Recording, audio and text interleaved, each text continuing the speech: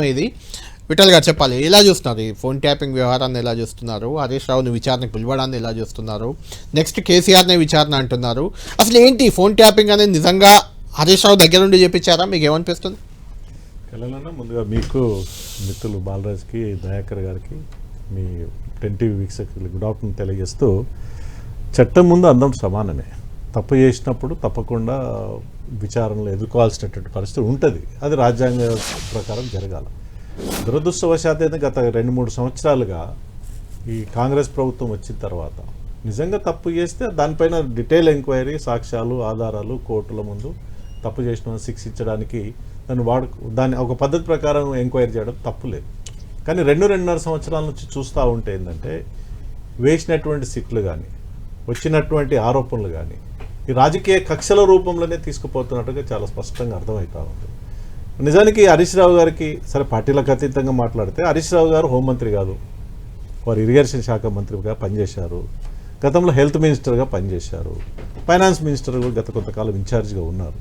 So ఇవన్నిటికి సంబంధించి హోంశాఖకు సంబంధించినటువంటి అంశాలు ఇవాళ హరీష్ రావు గారిని టార్గెట్ ఎందుకు చేశారనేది ప్రజలు అనుకుంటున్నటువంటి విషయం. బహుశా మరి మొన్న ఈ మధ్యకాలం చూసాం, హరీష్ రావు గారి గత వేరే ఫోన్ ట్యాపింగ్ కేసులు అనుకుంటా హైకోర్టుకి వెళ్ళి సుప్రీంకోర్టు కూడా హరీష్ రావు క్లీన్ చిట్ కొట్టేసింది, టేకప్ కూడా చేయలేదు. అట్లాంటి సందర్భంలో మళ్ళీ నోటీస్ ఇవ్వడము మున్సిపల్ ఎలక్షన్స్లో దృష్టిలో ఉంచుకొని, లేకపోతే వారు ఇచ్చినటువంటి బొగ్గు గనులకు సంబంధించి, సింగరేణికి సంబంధించి కుంభకోణాలు బయట పెడుతున్నారా, ఈ ఉద్దేశంతో ఇస్తున్నట్టుగా అనిపిస్తూ ఉంది. నిజంగా హరీష్ రావుకి సంబంధం ఉంటే సాక్ష్యాలు, ఆధారాలు అన్నీ బయటపెట్టి ప్రజల ముందు ఇప్పుడు ఎంక్వైరీ జరుగుతూ ఉంది. ఇప్పటి వరకు కూడా 2 సంవత్సరాల నుంచి ఎంక్వైరీ చేసిన తర్వాత సాధారణంగా పోలీసు వాళ్ళు ఏం చేస్తారంటే ప్రెస్ నోట్ ఇస్తారు, పెట్టిగా ఇవి ఆధారాలు ఉన్నాయి, ఈ రకంగా మేము వీళ్ళని విచారించాం, ఇది ఎంక్వైరీ కొనసాగించబడుతుంది, ఇట్లా ఉంది అని చెప్తారు ప్రజల కోసం. 2-2.5 సంవత్సరాలు ఎక్కడ కూడా అట్లాంటి ప్రెస్ కాన్ఫరెన్స్ ఈ సిట్యువేషన్లో జరగలేదు, ఫోన్ ట్యాపింగ్ విషయంలో జరగలేదు. అదేవిధంగా పోలవరం కాళేశ్వరం సంబంధించినటువంటి సిట్యువేషన్లో కూడా జరగలేదు.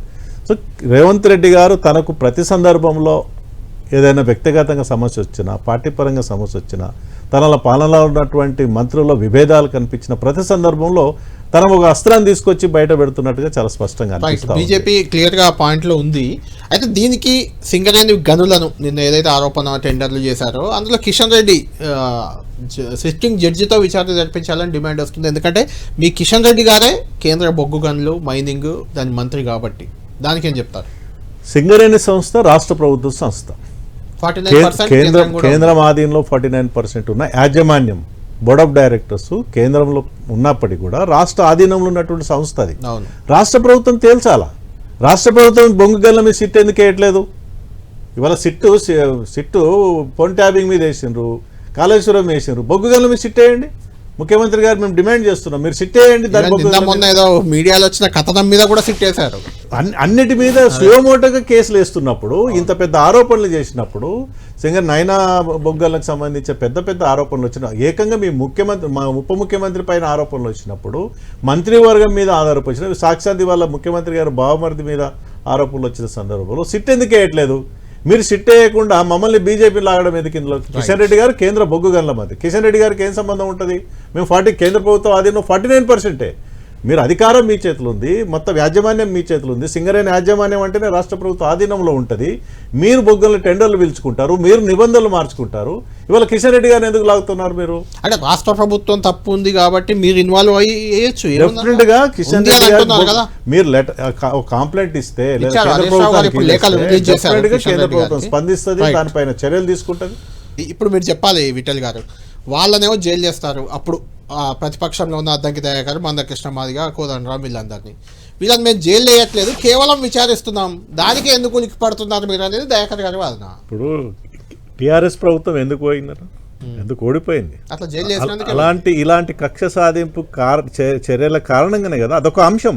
కక్ష సాధింపు చేయట్లేదని చెప్తాను, అదే చెప్తారు. అదే అనేక అంశాలు అదొక అంశం. టీఆర్ఎస్ ప్రభుత్వం కొన్ని మంచి పనులు చేసినప్పుడు కూడా ప్రజలకు దూరం ఎందుకైంది, వాళ్ళ ప్రతిపక్షంలో కూర్చున్న పరిస్థితి ఎందుకు వచ్చిందంటే ఇలాంటి రాజకీయాలు చేయబట్టే. రేవంత్ రెడ్డి గారు ఆ తప్పు చేస్తున్నారా? రేవంత్ రెడ్డి గారు కేసీఆర్ బాటలో నడుస్తూ ఉన్నారా? అంటే మేము ఎవరిని అరెస్ట్ చేయలేదు కదా, అదే అరెస్ట్ చేయలేదు, లోపల వేయలేదు ఎవరిని. ఇప్పుడు నిజంగా అరెస్ట్ చేయనప్పుడు నోటీసులు పిలిచి ఎందుకు వేధించాలా? ఇప్పుడు రిటర్న్ స్టేట్మెంట్ తీసుకోవచ్చు, నోటీస్ పిలవడంలో తప్పు కాదు, విచారణ తప్పు కాదు. కానీ అనేక అంశాలలో కూడా మీరు ఎవరు కాపాడుతున్నారు టీఆర్ఎస్ని? చాలా సందర్భంలో ఏసీబీ కేసులోనేమో అధికారులేమో అరెస్ట్ అవుతారు, కేటీఆర్ అరెస్ట్ గారు. ఫోన్ ట్యాపింగ్లో నోటీసులు వస్తాయి, అధికారులు అరెస్ట్ అవుతారు, వీళ్ళు అరెస్ట్ గారు. అంటే ఎవరెవరిని కాపాడుతున్నారు? కాంగ్రెస్ ప్రభుత్వం బీఆర్ఎస్ నాయకులను కాపాడుతున్నారు, బీఆర్ఎస్ నాయకులను కాంగ్రెస్ పార్టీ నాయకులు అధికారులు చేసిన కాపాడుతున్నారు. బీఆర్ఎస్ అనేది ఇక్కడ ఎవరు కాపాడుతున్నారు? మా